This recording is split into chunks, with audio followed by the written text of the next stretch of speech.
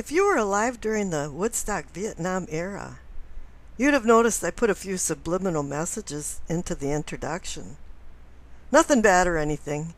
And now with it being the 48th anniversary of Woodstock, my God, where did the time go?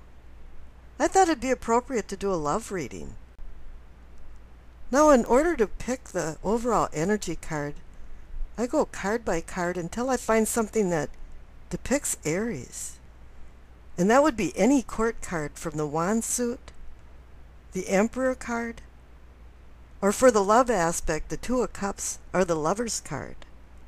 And the first one I came across was the Page of Wands, and then I laid out the spread. Now, the page at times is associated with a child and can have childlike characteristics. Youthful innocence, let's put it that way. But that can bring a lot of dangers too because he's inexperienced. And he does have the youthful spirit of fire, but he can play with fire and get burnt. But on the other hand, he brings that youthful feeling back to everybody. To be young and dumb again. But he does bring in hope, possible changes, and opportunities. And the main job of all of the pages is bringing news and ideas. Now, in these love readings, the pages bring ideas. The knights launch these ideas. And after some experience, then the queen helps with the understanding. And the king, he assists with obtaining your long-term goals. So here you have a youth that's calling out to bring ideas and news, messages. And a lot of times it's very positive. He's ready on a drop of a hat to take an adventure, feel alive, bring creativity and inspiration and ambition back into life. Now the cards on the left for what you know, you see the Nine of Pentacles and the Nine of Cups. I've seen some repetitive numbers going on here, and let's take a look at the numerology in 9. Now all 9 cards are about completion or going to a completion.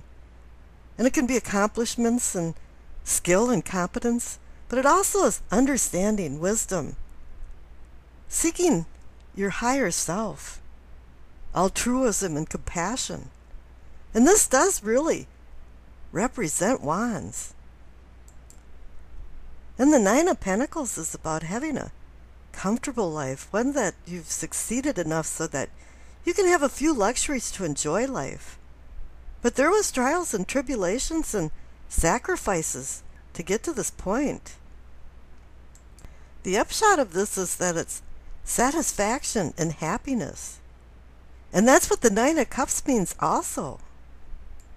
Once again, you went through a lot of hard work to get to this point of satisfaction, and the prize is success. This wish card gives you one wish that you can redeem, and it's going to make you happy and even content. You're going to find some inner peace and some balance in life. But you know, both 9 cards are saying you're coming to a completion, some kind of end point. And the cards next door are the Tower and the World. And this is what is or can be yours. Now there is some changes going on because you're going from an ending to a new beginning. And here it is, the Tower. The Tower is a neutral card. It's a cosmic karmic card. It comes when it's needed, not wanted. And the World is saying you're coming to an end of a cycle. And that you've earned some recognition. And that's what the Nine of Pentacles is saying too. You've graduated from something. You've gone through all of the gauntlet of the major arcana cards and had came to the end of it. You'll go back again as the Fool and go through them again. But you've learned and you've earned. And now it's time to accept new challenges. And the Tower card can say that you're moving or changing locations or you're going to travel. And so does the World card too. Both these cosmic comic cards are saying that, yeah, you might be on the move here. Or there's going to be some big difference in your life that sways from the status quo. Now the cards for your awareness or self-awareness, you receive the Eight of Swords and the Moon card. Now it's saying here there's kind of a kink in everything. Any sword card's about intellect, the mind, words, communication. But here it's showing this woman restrained, trammeled, and she's a prisoner of her own mind. She's conjured up some emotions to instill fear. On the negative side, the number 8 can be about cycles, opposing forces, change. But here I think it's more saying like repetition. You're in some routine thing that you can't get out of. But on the positive side, the 8 can be about strength and responsibility and discipline, fortitude, something that even represents the wands, that type of feeling. But here, the clarification card is the Moon card. The Moon can be about deception, secrets, illusion, distortion, and fears. And this Eight of Swords card is feeding off all of that from the Moon. Now here it's saying you've got 2 9 cards, the 9 of Pentacles and the 9 of Cups, and you're coming to a completion. And the Tower is saying there's some change coming. And the World card's saying, yeah, you're at the end of a cycle. But you're not going to get to the very end of this cycle until you can shed what type of is holding you back, personally and spiritually, with the Eight of Swords card. And see the truth with the Moon card. Because you're not seeing the complete truth. People might not be lying to you, but they might not be saying the complete truth to you. And this lying idea is carried over to the first card for the future cards. Now the future cards are Page of Swords, King of Wands, and the Lovers. Now the Page of Swords is about being a spy master and people doing things behind your back and then turning around and even gossiping about it. This Page of Swords is not a very nice guy. Not all the time anyway. He can be very smart and clever and bring in the ideas that you need to launch. And even bring in messages because you've got 2 page cards now. So maybe a message or some type of news is going to be coming. And hopefully that's going to make a difference for the Eight of Swords trammeling. But here it's great to see the King of Wands. And this could be even personifying you. Wands, fire.